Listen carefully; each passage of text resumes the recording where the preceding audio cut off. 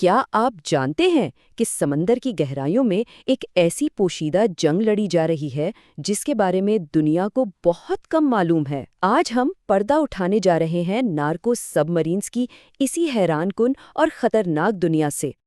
تو چلیے سیدھا چلتے ہیں بحر الکاہل کے بیچوں بیچ، جہاں ایک ایسی ڈرامائی کارروائی ہونے والی ہے جو اس پورے آپریشن کی وسعت کو ہمارے سامنے کھول کر رکھ دے گی۔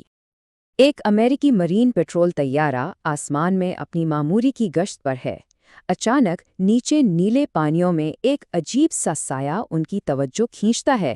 نہیں، یہ کوئی ویل نہیں ہے اور نہ ہی یہ کوئی عام کشتی لگ رہی ہے، کچھ تو گڑبڑ ہے۔ فوراً الرٹ جاری کیا جاتا ہے۔ 2 تیز رفتار کشتیاں اور ایک ہیلی کاپٹر اس پراسرار چیز کی طرف بڑھتے ہیں، لیکن حیرانی کی بات یہ ہے کہ اس جہاز کے اندر جو لوگ ہیں انہیں اندازہ ہی نہیں کہ وہ چاروں طرف سے گھر چکے ہیں۔ اور یہ تو صرف ایک جہاز کی کہانی ہے۔ سوچیں، 2006 سے لے کر اب تک 200 سے بھی زیادہ ایسی آبدوزیں پکڑی گئی ہیں، لیکن اصل بات تو یہ ہے کہ ماہرین کہتے ہیں کہ یہ تو کچھ بھی نہیں، اصل تعداد تو ہزاروں میں ہے جو ہر بار بچ نکلتی ہیں۔ تو سوال یہ اٹھتا ہے کہ یہ جدید مشینیں آئیں کہاں سے؟ ان کی کہانی دراصل جدت اور قانون نافذ کرنے والے اداروں کے درمیان ایک نہ ختم ہونے والی چوہے بلی کی دوڑ کی کہانی ہے۔ دیکھیں، شروع میں تو اسمگلر مسافروں کے سامان کا استعمال کرتے تھے، پھر وہ بڑے کارگو جہازوں پر آ گئے۔ اسی کی دہائی میں چھوٹے طیارے اور تیز رفتار کشتیاں میدان میں اتریں، لیکن قانون نافذ کرنے والے ادارے ہر بار ان کا توڑ نکال لیتے۔ 90 کی دہائی آتے آتے جدید ریڈار نے ان کے لیے تقریباً سارے راستے بند کر دیے تھے۔ اب انہیں ایک انقلابی حل کی ضرورت تھی، اور یہ حل انہیں ملا انجینئرنگ کی تاریک دنیا میں۔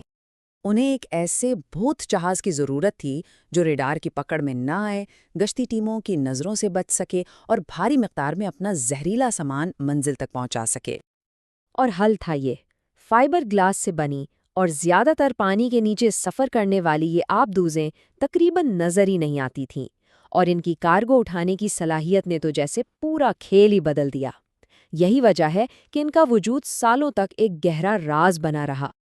یہ راز آخر کب تک راز رہا؟ 1 سال، 2، 5 سال؟ نہیں، پورے 16 سال تک۔ ذرا تصور کریں، 1990 سے لے کر 2006 تک حکام کو کانوں کان خبر نہیں تھی کہ اسمگلنگ کا سب سے بڑا نیٹ ورک ان کی نظروں کے بالکل سامنے بلکہ پانی کے نیچے چل رہا ہے۔ پھر جب 2006 میں پہلی آبدوز پکڑی گئی تو اس نے سب کو ہلا کر رکھ دیا۔ ساری افواہیں سچ ثابت ہوئیں، اور اس خفیہ دنیا کا پیمانہ دیکھ کر سب دنگ رہ گئے۔ لیکن یہ سب آبدوزیں ایک جیسی نہیں ہوتیں۔ وقت کے ساتھ ساتھ یہ بھی ارتقاء سے گزری ہیں، اور ہر ایک کو ایک خاص مقصد کے لیے ڈیزائن کیا گیا ہے۔ ان میں سب سے عام ہیں لو پروفائل ویسلز یعنی LPVs، جو پانی کی سطح کے بالکل نیچے چلتی ہیں۔ پھر آتی ہیں ٹرانس اٹلانٹک آبدوزیں، جو یورپ تک کا لمبا سفر طے کر سکتی ہیں۔ اور سب سے جدید وہ ہیں الیکٹرک سبز، جو بغیر کسی عملے کے مکمل خاموشی سے اپنا کام کر جاتی ہیں۔ اور ان کے اندر کی زندگی وہ کسی جہنم سے کم نہیں۔ تنگ سی جگہ، تازہ ہوا کی کمی اور صرف ایک کمپس کے سہارے ہفتوں کا سفر، یہ ایک انتہائی خطرناک اور مشکل کام ہے۔ تو یہ اربوں ڈالر کی مشینیں آخر بنتی کہاں ہیں؟ اور جب ان کا کام ختم ہو جاتا ہے تو ان کا انجام کیا ہوتا ہے؟ جواب شاید آپ کو حیران کر دے۔ جنوبی امریکا کے گھنے جنگلات کے اندر سیٹلائٹ کی نظروں سے بہت دور خفیہ شپ یارڈز میں یہ آبدوزیں تیار کی جاتی ہیں۔ یہ جگہیں اتنی پوشیدہ ہیں کہ ان کا پتہ لگانا تقریباً ناممکن ہے۔ اچھا، اب ذرا اس کے پیچھے کی اکانومکس کو سمجھتے ہیں۔ ان کو بنانے میں خرچہ کتنا آتا ہے؟ تقریباً $1 ملین، اور اس کے اندر جو مال ہوتا ہے اس کی قیمت پورے $400 ملین۔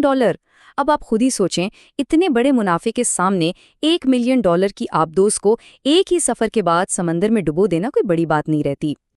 ان کا مشن صرف یک طرفہ ہوتا ہے۔ کارگو پہنچانے کے بعد عملہ ایک والو کھولتا ہے اور آبدوز کو سیدھا سمندر کی تہہ میں غرق کر دیتا ہے۔ اس طرح ہر ثبوت ہمیشہ کے لیے مٹ جاتا ہے۔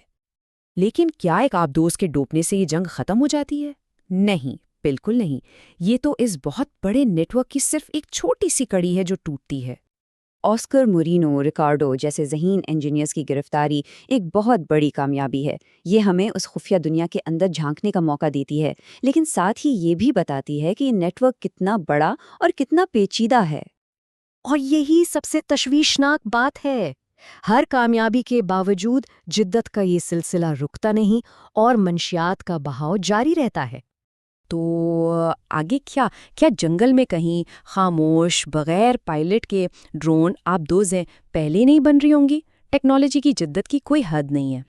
آخر میں ہمیں یہ سمجھنا ہوگا کہ یہ ٹیکنالوجی صرف ایک علامت ہے، اصل مسئلہ تو عالمی سطح پر منشیات کی طلب ہے۔